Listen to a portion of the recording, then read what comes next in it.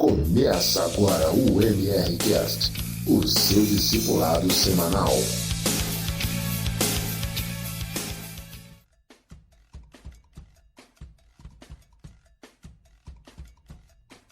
O conceito de evangelho, em grego, evangelho, em latim, evangelii, em inglês, gospel, em alemão, evangelium, em italiano, Vangelo, em espanhol, Evangelho.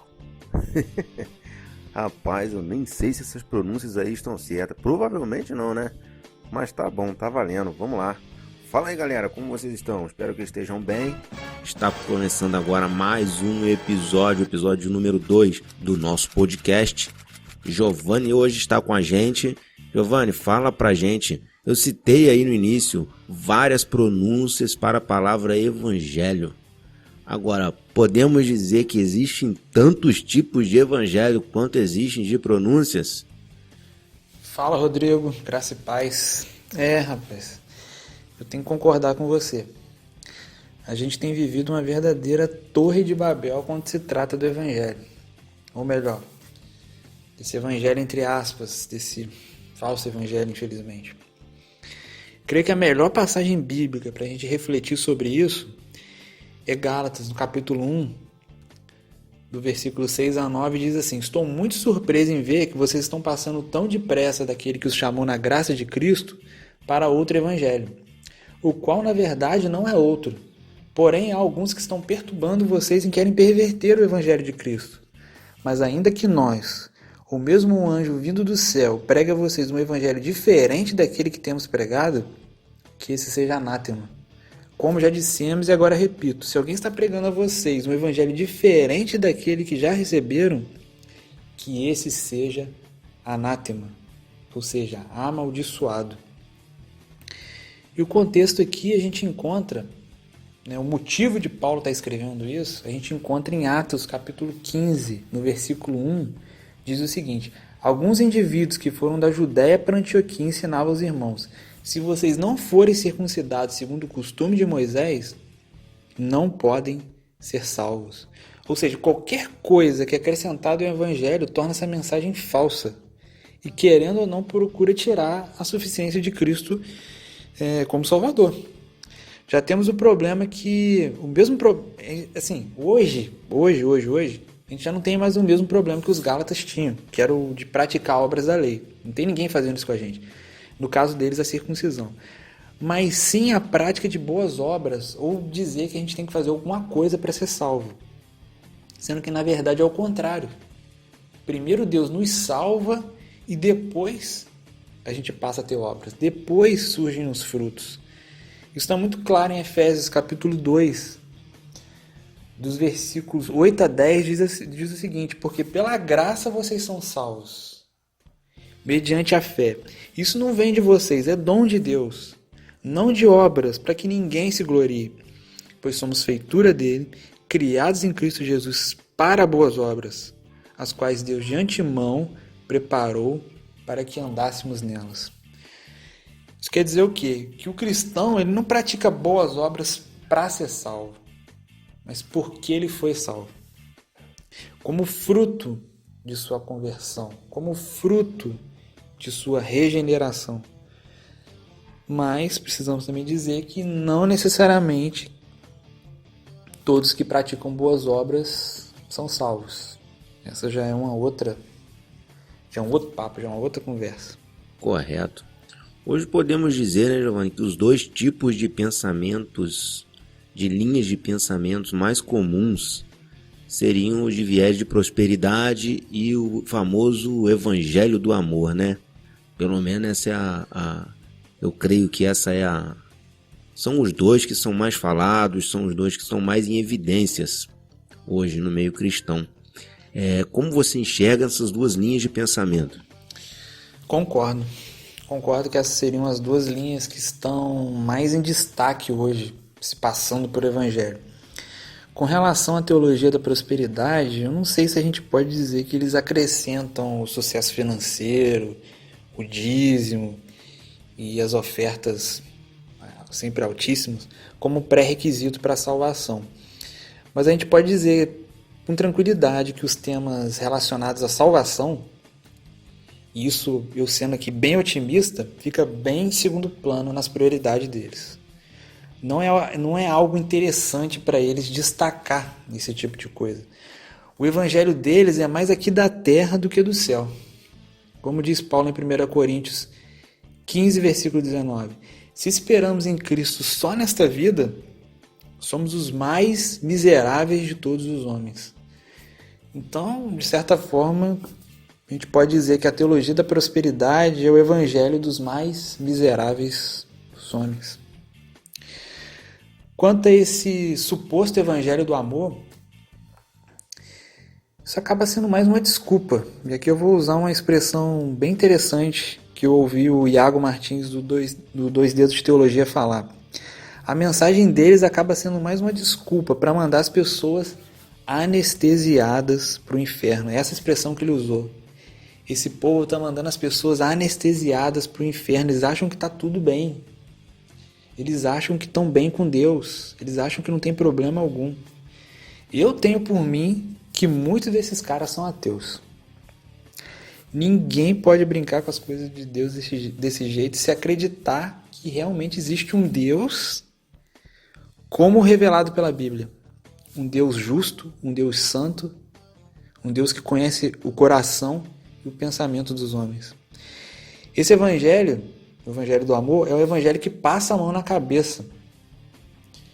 É como um médico que oculta do seu paciente uma doença que ainda dá tempo de tratar. Ele fala, despede a pessoa, não, vai lá, tá tudo bem. Com o exame do cara na mão, vendo que a doença seria reversível. Não, pode ir, tá tudo bem. E isso não é amor. É o extremo oposto disso. Ninguém sem consciência, por exemplo, que vê um filho, um amigo trilhando um caminho de morte, não vai lá e dá uma sacudida nele para ver se ele desperta. Porque se a pessoa não está em Cristo, qual que é o destino dela? É a condenação eterna. E esse é o tipo de coisa que eles não falam claramente. Ou é o tipo de coisa que eles nem falam. Esse suposto, abrindo um parênteses, esse suposto evangelho do amor é normalmente associado a esse pessoal, né? Coach, né?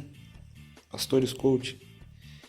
Não dá para generalizar, mas em grande parte é.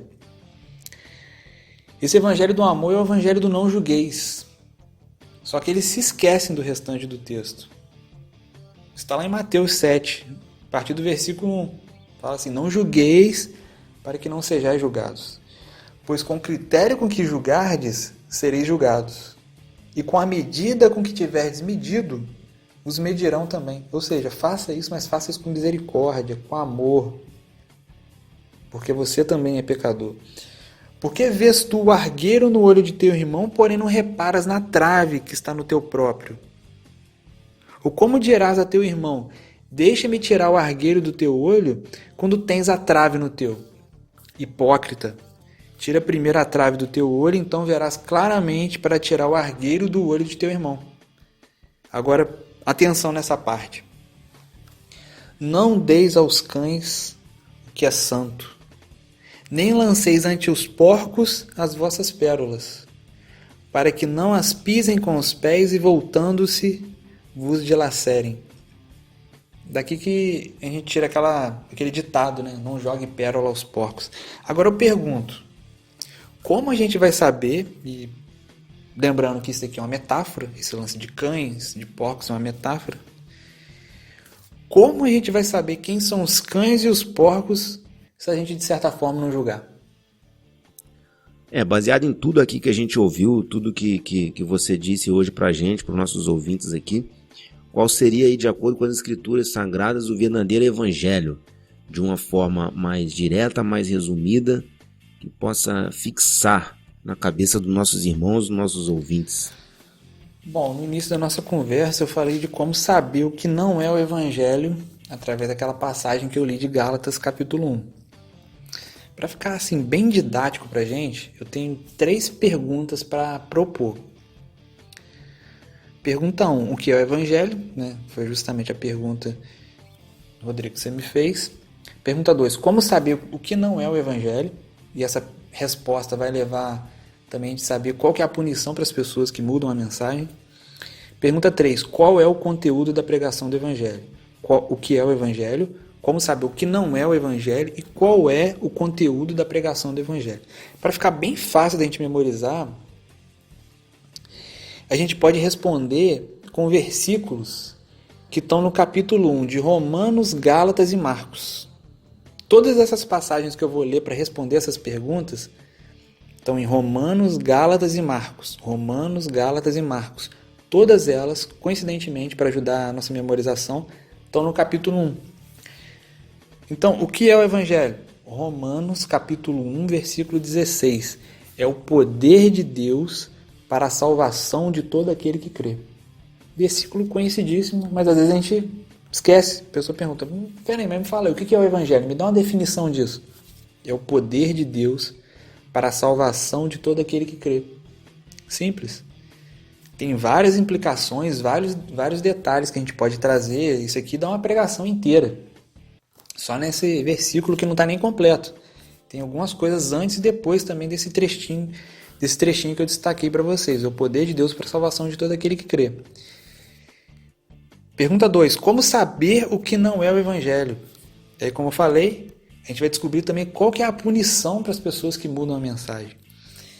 Resposta, Gálatas 1, versículo 8. Ainda que nós, ou um anjo dos céus, pregue um evangelho diferente daquele que pregamos a vocês, que seja amaldiçoado, seja anátema. Ou seja, como é que eu sei quando uma pessoa não está pregando o evangelho corretamente?